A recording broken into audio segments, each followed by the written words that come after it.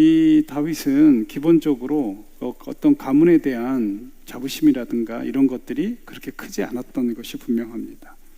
그래서 뭐 저희가 저희 가문을 위해서 뭔가를 열심히 해야겠다 뭐 이런 생각을 별로 하지 않았던 것 같습니다.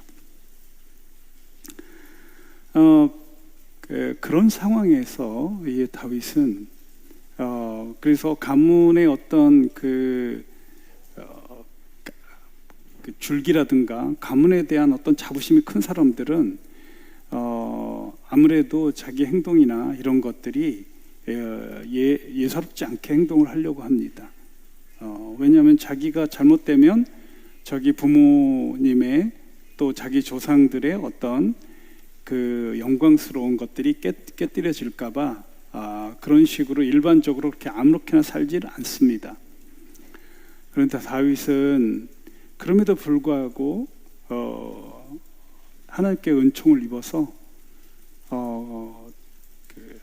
이른 나이 때부터 아주 주목을 받게 됐죠. 지난번에도 쭉 얘기했다시피 그 어린 나이에 20살도 안 됐을 때 그 당시 최고의 블레셋의 용장이었던 골리앗을 쳐 죽이는 그런 놀라운 그런 경험을 하게 됐습니다. 이미 그때서부터 사무엘을 통해서 하나님께서 얼마나 다윗과 같이 다윗에게 함께하고 다윗을 마음에 들어 하는지를 어느 정도 알게 됐습니다. 신이 났죠. 너무너무 신나는 그런 삶을 살다가 어느 순간에 고난이 닥쳤습니다. 그것도 끊이지 않는 고난, 기가 막힌 기관 운명에 처하게 됐습니다. 한순간에 왕의 부마였다가 어느 순간에 죽을지 모르는 그런 쫓기는 자로 살았습니다. 하루라도 편안하게 잠자는 일이 거의 없이 늘 이동을 해야 됐었고 우리 그 이스라엘 땅이 뭐 얼마 크지 않습니다. 이스라엘 땅은 강원도 전체하고 그 다음에 경상북도 좀 일부 정도의 크기밖에 안 됩니다. 면적이. 그곳에서 도망가 봐야 얼마나 도망갈 수 있겠습니까? 이 사울의 지속적인 추적, 그리고 여러분도 정말 더 가슴 아픈 것은 그 당시 이 불명예를 이 다윗은 갖게 됐습니다. 그러니까 주인을 배신한 개다, 이런 소문을 퍼뜨렸겠죠. 당연히 뭔가 사울에게 큰 죄나 지은 것처럼 그렇게 그 당시 이스라엘 왕이 전국에다가 아마 명을 내렸을 겁니다. 다윗 누구든지 신고하면 포상하겠음, 뭐 이런 것들이 성경에는 구체적으로 나와 있지 않지만 아마 그렇게 했기 때문에 다윗이 움직임을 다 이렇게 알고 있었습니다. 사울이. 그래서 다윗이 어디 나타났다라고 계속해서 보고가 되어지면 거기에 어마어마한 군사를 데리고 사울이 죽이러 갔었던 그런 그 숨막히는 기간, 제대로 먹을 것도 먹지 못하고 정처 없이 떠돌아다니는 그 기간이 한 20년쯤 됐습니다. 참, 이거 어떻게 견딜 수 있었겠습니까? 그런데 정말 신기하게도 가는 그 위기 속에서 하나님은 늘 다윗과 함께 했습니다. 금방 죽을 뻔했는데 여러분들 어느 다윗이 이제 쉬려고, 주로 저는 이제 그 이스라엘 땅을 한 번도 못 가봤는데요. 제가 그 구약을 전공하다 보니까 그 지형에 대해서 어느 정도 배우게 되는데요. 거기 보면 막벨라 굴이라든가 뭐 이런 쪽엔 굴들이 많습니다. 그래서 거기는 날씨가 아주 약간 광야와 같은 사막기후 같은 그런 경향이 있기 때문에 거기 낮에는 무진장 덥습니다. 그런데 그 굴 속으로 들어가면 시원하다고 합니다. 그늘만 지면은 아주 시원하다고 합니다. 햇빛이 따갑기 때문에. 그래서 거기는 이 양치기들이 이렇게 쉴 수 있는 공간들이 굉장히 많다고 합니다. 다윗도 당연히 그랬습니다. 너무나 힘들고 지치니까 그래도 비교적 안전하다고 하는 굴에 들어가서 쉬고 있었는데 이제 도망갈 데가 없습니다. 그 굴에 딱 들어가 있는데 어떻게 합니까? 그 굴 앞에 그 사울 왕의 군사들이 진치게 됐고요. 또 마침 사울 왕도 그 굴에 쉬러 들어갔습니다. 큰일 났습니다. 여러분들 근데 신기합니다. 그런 절체절명의 위기 속에서 하나님께서는 계속해서 다윗과 함께 하시고 다윗을 보호하시고 정말 죽음 직전에까지 갔을 때도 보호하셔서 그냥 거기 있는 군사들이 어떻게 되는지 몰라도 다 콜콜 자느라고 다윗이 그 굴에서 빠져나가는 것을 모르고 그런 상황들을 하나님이 계속 20년 동안 그 위기 속에서 함께 하셨습니다. 여러분들, 위기는 우리를 강하게 만듭니다. 위기에 넘어가면 약해지지만 위기를 극복하게 되면 강하게 됩니다. 그런데도 다윗은 너무 지치고 힘들고 괴로워서 제발 주님 그러지 마십시오. 나 내버려 두십시오. 난 그냥 아무렇게나 살고 싶습니다. 어떻게 이렇게 살아야 됩니까? 아마 여러분들 가운데서도 제가 지금 이 시편 139편을 계속 말씀을 전하는데도 불구하고 여러분들은 그런 생각을 가지고 계실지 모르겠습니다.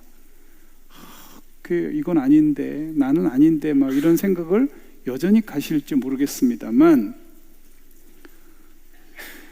여러분들 정말 강해지고 싶다면 위기가 많으면 망해질수록 아주 심령이 강해집니다. 아주 조금도 두려움이 없는 전사가 될 수 있습니다. 어쨌든 다윗은 그런 과정을 겪었습니다. 그래서 수없이 도망가 보기도 했고 다른 나라로 하나님 없는 곳으로 가보기도 했고 그 다음에 그냥 정신줄 놓고 그냥 아무렇게나 살기도 했던 것 같습니다. 흑암 속에 머물기도 했습니다. 그런데 하나님은 그곳까지 쫓아오셨습니다. 저도 이렇게 쭉 옛날에 힘들었던 상황들을 이렇게 보면 정말 그 하나님은 왜 그렇게 끈질기게 그 위기 속에서 그렇게 망가지고 싶은 그런 상황 속에서도 하나님께서는 왜 그렇게 친밀하게 저에게 다가오셔서 위로하시고 격려하시고 함께 하시고 힘을 주시고 죄에 빠지지 않게 하시고 했는지 참 신기합니다. 이거는 거스릴 수 없는 하나님의 사랑이라는 것을 이 다윗은 계속 알고 있었습니다. 그럼에도 불구하고 내가 이렇게 살아야 되냐 하는 그런 생각 때문에 힘든 상황들을 보내다가 드디어 지난주에 자각을 하게 됐습니다. 깊이 깨닫게 된 거죠. 아, 그렇구나. 나는 그렇게 태어났구나 하는 것을 알게 됐습니다. 그래서 다윗이 무엇을 깨닫게 됐냐면 시편, 이거하고 시편 2편하고도 연관이 되어 있습니다. 시편 2편 7, 8절 우리가 그렇게 좋아하고 암송하는 구절입니다. 여기 보십시오. 이거를 다윗이 지난주에 얘기한 대로 깨닫게 됐습니다.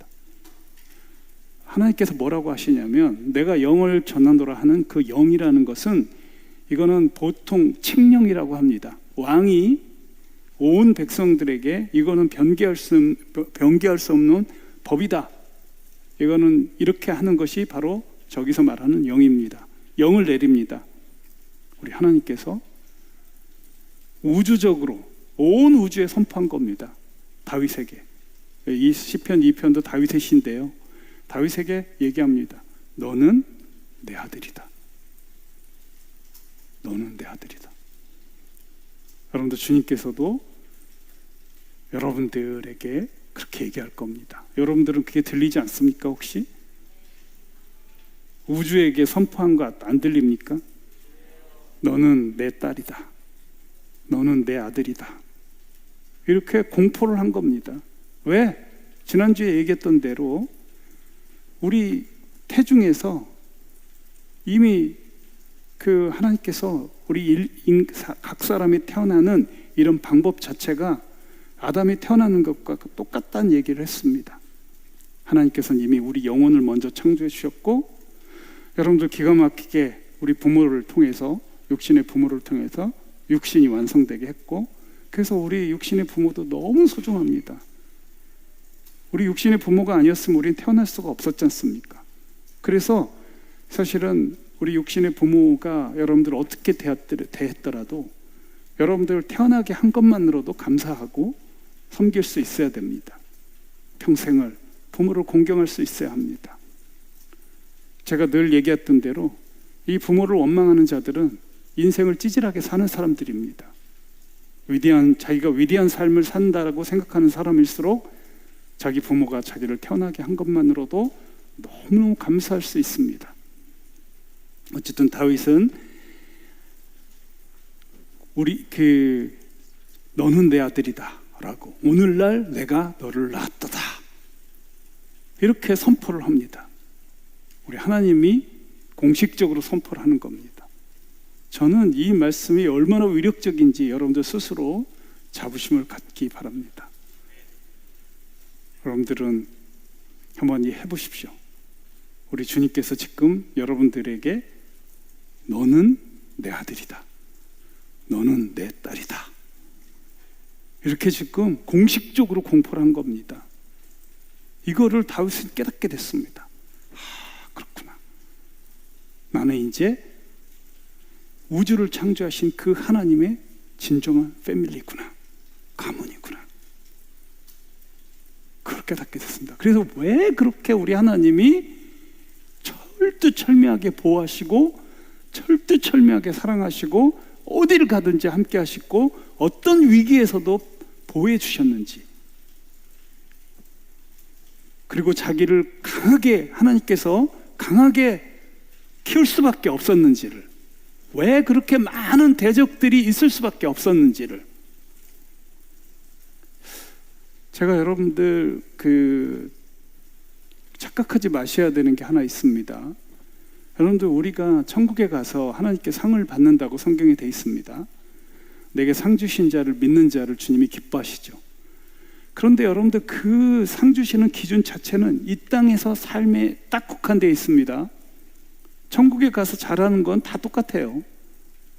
그래서 이 땅에서 우리가 얼마나 정말 예수 그리스도의 전사로서 하나님이 아들답게 살았는지, 얼마나 예수 그리스도를 닮았는지, 얼마나 이 땅에서 우리가 하나님께서 잘했다고 하는 일들을 얼마나 했는지가 기준입니다. 그리고 여러분들, 우리가 얼만큼 전사가 됐는지는 이 땅에서만에 국한됩니다. 그래서 우리가 이 땅에서 많은 환난과 핍박과 여러 가지 능욕과 곤란들, 가난함들, 이런 그 삶 속에서 더 강해지도록 그런 도전들이 우리에게 계속 오는 겁니다. 너가 그럼에도 불구하고 하나님 계속 믿을래? 네가 그럼에도 불구하고 계속해서 말씀대로 살을래? 이렇게 계속 도전을 합니다, 우리들에게. 여러분들, 어느 순간 어떤 분들은 그래서 하나님 말씀을 저버리고 세상 원리대로 살아버립니다. 참 안타까운 일입니다. 우리는 무슨 일이 있더라도 하나님 말씀대로, 하나님 원리대로 지속적으로 살 그런 권리와 의무가 있는 겁니다. 책임이 있는 겁니다. 왜? 우리는 하나님의 명실상부한 진정한 자녀이기 때문에, 우리 하나님이 우리의 참 아버지가 되기 때문에 우리 아버지의 그 명예를 위해서라도 내가 찌질해져서는 안 되는 겁니다. 우리가 우주를 창조한 하나님의 자녀이고 가문이라면 여러분들을 한번 생각해 보시고, 내가 이렇게 하나님의 명예를 더럽힐, 하나님의 명예를 실추시킬 이런 인생을 살아서야 되겠나, 쪽팔려서라도 그러지 말아야겠다 하는 생각만 갖는다면 여러분들이 뭔가 인생이 달라질 겁니다. 비굴하게 살지 않고요, 사실 이 정도를 가게 될 겁니다. 당장은 말씀대로 사는 것이 어려울 때가 있습니다. 왜? 하나님께서는 강해지도록 하기 위해서 네가 말씀대로 사는지 안 사는지 보고 싶어하는 것이 우리 하나님 아버지의 뜻입니다. 온실 속에 자란 식물들은요 그렇게 강하지 못합니다. 드디어 다윗도 자각을 했습니다. 이제 내가 정말 보통 아버지가 아니라 우주를 창조하시고 이 땅의 모든 것을 다스리시는 그 하나님 아버지가, 그분이 원하시면 모든 것을 할 수 있는 그 아버지가, 모든 것을 가지신 그 아버지가, 부여하신 그 아버지가, 그 누구도 대항할 수 없는 강력한 왕 중의 왕이고 신 중의 신이신 그분이 내 아버지다. 이거를 자각하게 된 겁니다. 그리고 왜 그분이 나를 그렇게 사랑할 수밖에 없었는지, 왜 자기 친 아들인데 어떻게 가만둘 수 있겠냐고요. 그 아버지가 무슨 일이 있더라도 보호하시고 어디를 가든지 함께 하시고, 그 생각, 그 아들의 생각이 잘못된 생각을 하지 않을까 하는 생각도 늘 가지고 있었고, 우리가 악한 마음을, 악한 생각을 가지고 있을 때 그냥 곧바로 역사하셔서 그 길을, 악한 길로 가지 못하게 하는, 내 의도가 조금이라도 비뚤어지거나 이럴 때 그것들을 주님께서 아시고 그러면 안 된다는, 하여간 우리 하나님은요, 어쩔 때 진짜 이건 너무 할 만큼 너무 친절하게, 친밀하게 함께 하시는 것을 느낍니다. 할렐루야. 정말 놀랍도록 내가 하나님의 그 가문에 걸맞는 사람이 되도록 얼마나 애쓰시는지 모릅니다. 뭐 어떻게 할 수가 없습니다. 하나님의 그 우리를 향한 그 사랑과 기대감이 얼마나 큰지. 어쩔 땐 숨 막힐 때도 있습니다. 하지만 돌아보면 나도 내 자식들에게 올바로 크라고 얘기를 하고 싶지, 내 아들이 지금 뭔가 악한 방법으로 부자 되는 걸 원하겠습니까? 제가 정상적인 아빠라면.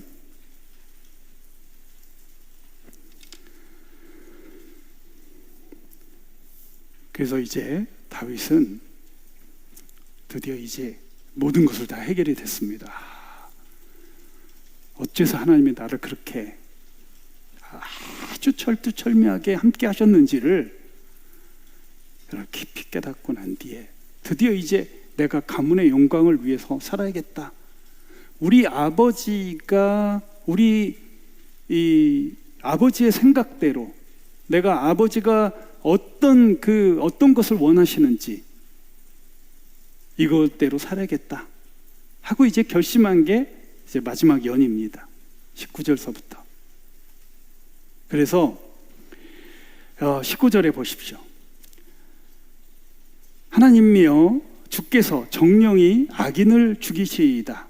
피 흘리기를 즐겨하는 자들아, 나를 떠날지어다. 이제 드디어 이 사람도, 다윗도요, 평화주의자였습니다. 누구든지 이렇게 전쟁을 좋아하겠습니까? 전투를 다 피하고 싶습니다. 사람들 누구나 다 인지상정입니다. 그냥 평화롭게 여러분들 그림 같은 집을 짓고 사랑하는 아내하고 자식들과 한평생 살고 싶은 것이 일반적인, 아마 사람 10명 중에 8, 9명은 그렇게 살고 싶어 할 겁니다. 기구하게도 여러분들이 우리 교회 오셔서 문제죠. 하지만 제가 늘 말씀드렸다시피 여러분들이 이것은 우리 그 다윗은 그 하나님의 그 자녀가 됐다는 이 사실을 알기 전에도 자기가 하나님이 얼마나 좋으시고 위대하신 분인지 늘 알고 있었기 때문에 그 어려운 상황에서도 이렇게 같이 견딜 수 있는 그나마 그 작은 실마리는 하나님이 살아계시고 하나님께서 나를 사랑하신다는 그 확신이었습니다. 단지 그게 너무나 고난이 길다 보니까 이게 정말 그 고난을 어떻게 극복해야 될지 모르기 때문에 잠시 동안은 이 괴로워하고 도망가고 싶었을 뿐입니다. 여러분들에게도 저는 이 시편 139편의 이런 삶을 소개는 하고 있지만 저는 이렇게 사는 것이 만만치는 않습니다.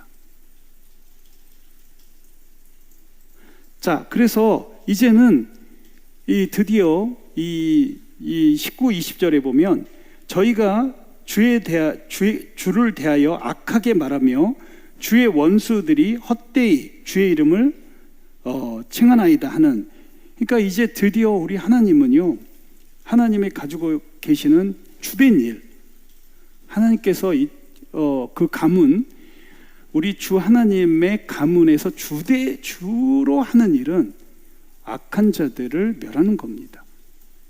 그러니까 하나님께서 만들어 놓은 이 아름다운 우주, 이 땅, 하나님께서 처음에 인류를 창조하실 때 그 인류에 대한 기대감, 우리 인간이 풍요롭게 되기를 원하는, 풍성하기를 원하고 정말 자기가 보기에 좋았더라하게 그렇게 창조했던 그 아름다운 에덴 동산을 망가뜨린 존재가 바로 사탄이었죠. 그래서 여기 보면 그 사탄의 무리라고 할 수 있는 악인, 사탄의 편에 선 악인, 그 다음에 피 흘리기를 즐기는 그 악인, 전부 다 사탄에게 속해 있는, 여러분들 하나님은 선하시기 때문에 우리 하나님께 속한 자들은 다 선하고 의롭습니다. 하지만 사탄에게 속한 자들은 악합니다. 되도록이면 하나님께서 이 땅에 창조한 원리가 공평과 정의와 선인데, 의인데, 사탄은 그런 거 원하지 않습니다. 되도록이면 분열시키고 죽이고 파괴하고, 이게 사탄이 하는 일입니다. 그 사탄과 더불어서 악인들이 그 일을 합니다. 그리고 늘 피 흘리기를 원합니다. 하나님의 창조 섭리를 파괴한 그 원수들이 바로 사탄이고, 사탄과 함께 하나님의 그 놀라운 축복과 풍성함을 깨뜨리려고 하는 그런 존재들이 늘 있었습니다. 그래서 그들이 바로 여기 나오는 원수, 20절에 보면 원수라고 합니다. 여기에 그래서 드디어 이제 다윗도, 옛날에는 자기를 계속해서 공격하는 자들을 향해서 피하기만 주로 했습니다. 싸우지 않고 피하려고만 했죠. 근데 이제 이걸 깨달으면서 이게 피해서만 되는 게 아니구나, 이걸 알게 된 겁니다. 그래서 성경에서도 마귀를 대적하라, 이런 말이 있는 겁니다. 전신갑주 크러쉬. 이게 그래서 성경에 그런 내용들이 굉장히 많이 나오는 겁니다. 그래서 여러분들, 다윗은 드디어 내가 이제는 옛날에는 도망 다녔는데 나를 힘들게 하는 그런 세력들, 또 하나님께서 계획하신 그 선한 계획들을 망가뜨리는 악한 세력들과 이제 적극적으로, 능동적으로 싸워야겠구나 하고 결심하게 되는 장면이 바로 19, 20절입니다. 이 19절은 일반적인 악인과 피 흘리기를 좋아하는 일반적인 그런 사람들을 얘기합니다. 근데 여러분들 20절은 아닙니다. 저희가 주를 대하여 악하게 말하며 주의 원수들이 헛되이 주의 이름을 칭하나이다. 이것은 이 신앙 공동체 내에 있는 자들을 말합니다. 19절은 신앙 공동체 밖에 있는 믿음이 없는 사람들, 그런데 그런 자들 중에 아주 악한 자들이 있죠. 여러분들 이런 자들을 얘기하지만 20절은 교회 공동체, 신앙 공동체 안에 있는 그런 자들을 얘기합니다. 믿는다고 하면서 믿음을 갖고 살지 않습니다. 겉으로는 믿는 척하지만 속으로는 지속적으로 자기 생각대로 삽니다. 그런 사람들은 자기도 모르게, 여러분들 자기는 막 겉으로는 굉장히 신앙이 있는 척하지만 여러분들 결정적인 순간에 하나님의 이름을 모독하고 믿음의 공동체에 불신을 가져오게 되고, 그런 그 공동체의 명예보다는 엉뚱한 그 말도 안 되는 그런 이야기에 더 관심을 기울이고, 이 신앙 공동체가 발전하고 성장하는 것이 별로 기분이 안 좋은, 하지만 겉으로는 안 그렇습니다. 겉으로는 막 잘하는 것 같은데 그 안으로 들어가 보면 하나님을 헛되이 칭해요. 주여 주여 그렇게만 하죠. 그런데 말로만 주여 주여 하지 실제적으로 말씀대로 살지 않습니다. 무서운 거죠. 어쨌든 그런데 그런 것들에 대해서도 이 다윗은 옛날에는 무한한 사랑으로 설마 그러겠어 막 그랬겠습니다만 이제 그거를 알고 나니까 저거는 악한 마귀의 세력이었구나.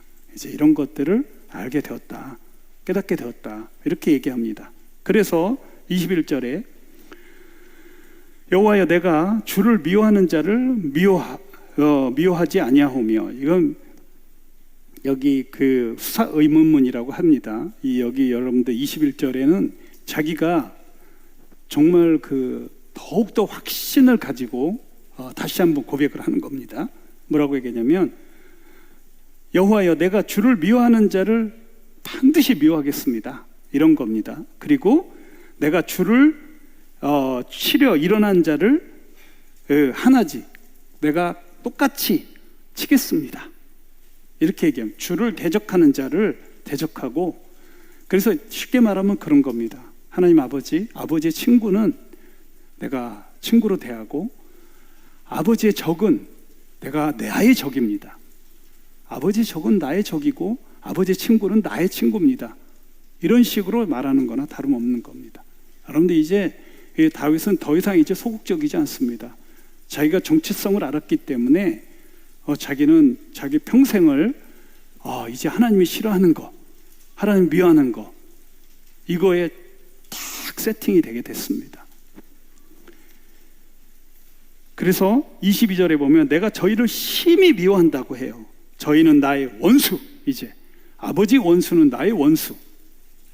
아버지가 미워하는 건 나도 미워하고, 아버지가 좋아하는 건 내가 좋아하고, 아버지를 좋게 하려고 하고, 이게 이제 다윗이 아주 견고하게 됐죠. 이제 그 정체를 알게 된 겁니다. 우리 하나님 아버지가 싫어하고, 여러분들 이 도적이 와가지고 하는 짓들 있지 않습니까? 믿음, 소망, 사랑이 없는 이런 세상을 만들고 싶어 합니다.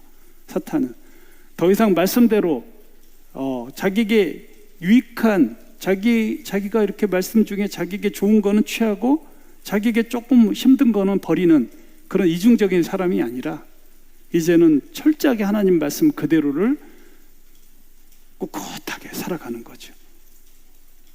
이게 바로 이제 다윗이 평생을 그렇게 살겠다고 작정을 하게 됩니다.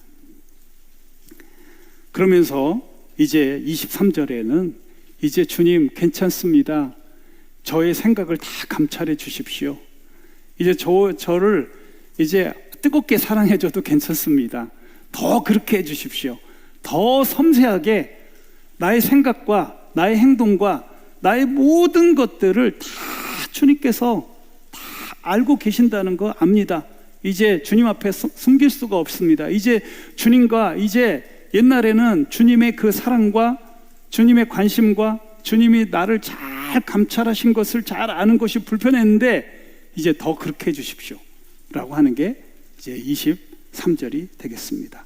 그래서 나를 살펴주십시오. 이제 그래서 내 마음을 알아주십시오. 그리고 나를 시험하사 내 뜻을 아옵소서. 여러분들 요거는 이 번역을 나의 그 걱정하는 것까지도, 걱정하는 생각까지도 알아주십시오. 내가 무엇을 걱정하는지 이런 것까지도 주님 알아주십시오. 주님, 저도 이것은 뭐냐면 주님, 제가 이제 내가 어떤 존재인지 정체성을 알긴 알았습니다. 그리고 앞으로는 저는 하나님이 싫어하는 거는 철저하게 싫어하고 하나님이 좋아하는 것만 하겠습니다.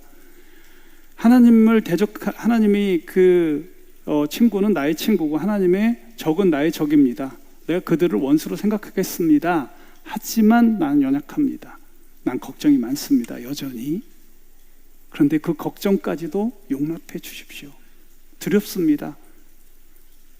여러분들 그렇습니다. 우리가 이렇게 당당하게 주님 뜻대로 살고 싶더라 할지라도 우리는 참 연약한 존재입니다. 여전히. 여전히 걱정이 많습니다. 그런 것까지도 주님 헤아려 주십시오. 내 걱정거리마저도 주님 해결해 주십시오 라고 하는 기도입니다. 이게 참 좋으시죠. 여러분들, 저도 앞으로 더욱더 예수님 닮아가고 싶지만 저도 당장 이렇게 위기 상황이라든가 뭔가 이렇게 불편한 상황이 오면 두렵습니다. 저도 그런 마음이 싹 들어옵니다. 누구나 다 그렇습니다. 제가 늘 얘기했다시피 워리어가 되는 겁니다. 우리 걱정이 많은 사람들이 원래 워리어, 전사가 됩니다. 누구나 다 그렇습니다. 그래서 그런 염려들, 두려움들, 이런 것들을 계속해서 극복해 나가도록 해 주십시오. 아마 우리가 천국에 갈 때까지는 아마 아무리 강한 자라 할지라도 일시적으로 두려움이 옵니다. 그런 것마저도 주님 헤아려 주십시오. 그런 것마저도 주님, 저의 연약함을 주님 담당해 주십시오. 이렇게 고백을 하고 있는 겁니다. 그리고 이제 마지막에는 내가 악한 행위가 있나 보십시오. 내가 조금이라도 악한 행동을 하게 되면 곧바로 지적해 주시고 고쳐 주시고 또 책망해 주시고 그래 주십시오. 이렇게 부탁을 합니다. 이제 우리 앞부분에서는 1년에서는 그게 싫었지 않습니까? 자기를 너무나 잘 알고 있고 자기가 조금 이렇게 악한 생각을 갖더라도 그거 좀 이해를 좀 해주셔야지, 그걸 곧바로 안 돼 이러는 것 자체가 그냥 너무나 답답하고 그냥 옥지 오는 것 같은 그런 상황이었는데, 이제는 하나님의 자녀로서, 명실상부한 자녀로서 성장하려면 그런 아주 작은 것까지도 하나님께서 온전케 해주셔야 됩니다. 그렇기 때문에 자기가 악한 것, 작은 거라도 만약에 있다면 주님 곧바로 얘기해 주시고 절대로 그 길로 가지 않도록 해달라고 그렇게 주님 이렇게 부탁을 합니다. 그러면서 나의 영원한 길로 인도하소서. 나를 영원한 길로 인도하소서. 생명의 길로 인도하소서. 끝까지 나와 함께 해주십시오. 내가 혹시 악한 길로 가지 않도록, 내가 영광스러운 이 가문의 영광을 더럽히지 않도록, 또 가문에서 쫓겨나지 않도록 주님 도와주십시오. 끝까지 이 길을 끝까지 완주할 수 있도록 도와주십시오 라고 기도하고 마치는 겁니다. 자, 이제는 마지막으로 여러분들 이 시를 우리 마무리하면서 이제 과연 우리 하나님 아버지의 맏아들 예수 그리스도, 이 맏아들 예수 그리스도는 도대체 어떻게 가문의 영광을 위해서 어떤 행동을 하셨을까? 여러분, 다윗이 얘기하는 이 내용과 그렇게 다르지 않습니다.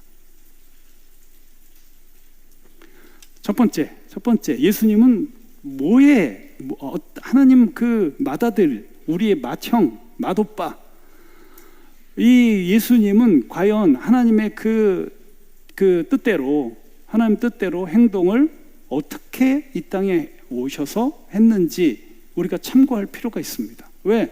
우리도 형 따라가야지. 자, 첫 번째는 예수님께서는 되도록이면 우리 하나님 편이 많아지기를 원했습니다. 그래야지요. 쪽수로 이 수가 많으면 진짜 싸우는데 절대적으로 유리하죠. 일당 1000을 만든다 할지라도 그건 너무 힘들지 않습니까? 한 일당 10, 일당 100 이 정도만 돼도 괜찮은데 너무 하나의 편, 하나님의 패밀리가 적으면 상태가 안 되죠. 적이 너무나 많으니까.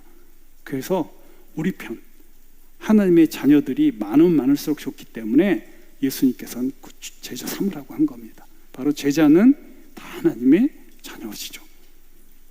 그래서 끊임없이 제자를 삼는 일을 한 겁니다. 자, 그리고 그래서 우리 맏아들 우리 예수 그리스도께서 아주 최고로 역점을 두셨던 마지막 유언인 모든 족속으로 제자 삼으라는 이 길은 우리가 계속 가는 것이 우리 가업을 이어받는 의무이고 책무이고 반드시 해야 되는 일이다, 이렇게 생각하시면 되겠고, 그 다음에 요한일서 5장 8절부터 10절 보겠습니다. 요거는 아마 우리 시편 139편하고 거의 비슷한 내용을 예수님께서도 하신 것으로 그렇게 보시면 되겠습니다. 자, 보겠습니다. 자, 증거하는 이가 3장, 요한일서 3장입니다.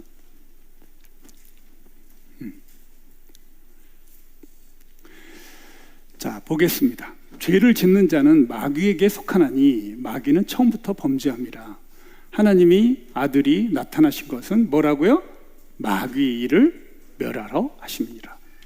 여러분들, 예수님도 여전히 여기 시편 139편처럼 악한 세력을 멸하시려고 이 땅에 오신 겁니다.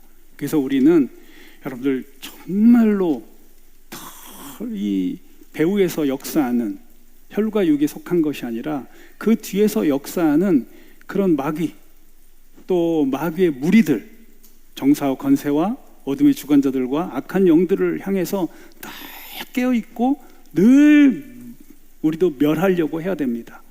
늘 여러분 크러쉬 아시죠?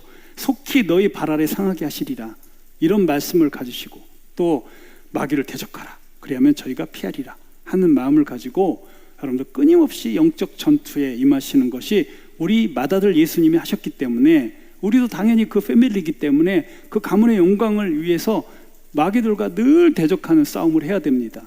그래서 진짜 기도가 많이 필요합니다. 제가 늘 감사한 것은 우리 교회에 정말 많은 분들이 기도가 정말로 열심히 기도하고, 또 기도를 통해서 이 마귀와 대적하는 이런 사람들이 너무 많이 생겨서 너무 감사합니다. 기도 안 하면요, 여러분들 곧바로 여러분 약해집니다. 그래서 여러분들 깨어서 기도하는 그런 삶을 사시길 바랍니다. 마귀를 대적한 예수님처럼 우리도 마귀를 멸해야 되는 거예요. 그냥 대적 정도가 아니라 마귀를 멸하라고 오신 우리 예수님처럼 우리도 그 대열에 합류해야 된다, 이 말입니다. 그 다음에 9절, 하나님께서 난 자마다 죄를 짓지 아니하나니 이는 하나님의 씨가 그의 속에 거하며. 예, 우리는 하나님의 씨죠. 우리는 하나님의 패밀리입니다. 그렇기 때문에 죄와 싸워야 또 합니다. 끊임없이 우리에게 유혹으로는 죄와 끊임없이 싸워야 합니다. 첫 번째는 마귀와 싸우는 것이고, 마귀를 멸하는 것이고, 두 번째는 죄와 싸우는 겁니다. 그 다음에 세 번째, 이러므로 하나님의 자녀들과 마귀의 자녀들이 나타나나니, 항상 공존해 있습니다. 우리 주변에도 늘 널려 있습니다. 마귀의 자녀들이, 이중적인 이런 사람들이 있습니다. 무릇 의를 행치 아니하는 자나 또는 그 형제를 사랑치 아니하는 자는 하나님께 속하지 아니하니라. 이제 서로 사랑해야 되는 거죠. 여러분들, 마귀에게 속한 자들은 사랑하는 척하지만 분열을 일으킵니다. 이 거짓에 잘 속습니다. 그런 사람들은 정말 누가 보더라도 거짓인데 거기에 솔깃해합니다. 왜? 거짓말쟁이들은 거짓말쟁이들하고 친합니다, 원래. 그래서 이게 진실하게 살아본 사람들, 그리고 자기가 분명히 형제를 뜨겁게 사랑해 본 사람들은 여러분들 절대로 분열에 가담하지 않습니다. 서로 이렇게 좀 흠이 있더라도, 좀 부족함이 있더라도 덮어주려고 하죠. 많은 허물들을 덮는 것이 바로 사랑입니다. 그런데 여러분들, 이 마귀들은 안 그렇습니다. 자꾸 드러내려고 합니다. 허물들을 자꾸 드러내려고 하고, 그래가지고 분열을 시키려고 하고, 그게 마귀들이 가지고 있는 특성입니다.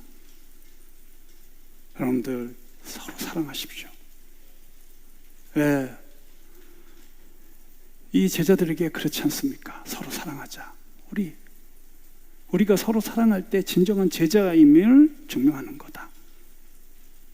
여러분들, 혹시 주변에서 여러분들 좀 부족한 부분이 있고, 좀 실수도 있고, 우리가 완전한 사람이 다 어디 있겠습니까? 저도 부족한 것들이 참 많습니다. 근데 여러분들, 제가 여러분들을 사랑했듯이 여러분들도 저를 사랑하는 마음으로 대해주시길 부탁드립니다. 자, 그래서 지금 예수님께서 직접 이 땅에 오셔서 어떻게 사셨는지를 네 가지로 보여줬습니다. 우리 시편 139편 우리 19절서부터 나온 내용과 상당히 비슷합니다. 상당히 비슷합니다. 여러분들 한 주간 정말 쩌는 자부심으로, 명예심으로 당당하게 하나님 편에 서셔서 전사로서 거듭나기를 주님의 이름으로 축원합니다. 축원합니다. 기도하겠습니다.